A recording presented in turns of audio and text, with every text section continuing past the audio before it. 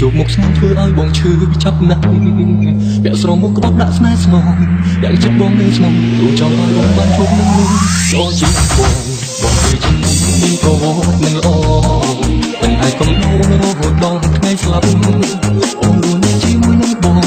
មានតែការឈឺចាប់អូនទៅបាត់ងពីទូក៏ព្រោះតែបងអនាគតអូនកំពុងនឹងមនុស្សបែបនេះអូនរំអ្នកនេះមិនសសមនឹងអូនទេអនាគតអូនបានស្រឡាញ់គេសូមមិនបានទីកុំលើនឹកនេះទៀតទេជាតិនេះថាចង់ស្នេហាបងហើយអូនសូមរត់ខ្លួនទៅអស់កាត់ឲ្យអ្នកឆ្លើយជួបជួបបេះដូងឲ្យទៅទៅទេ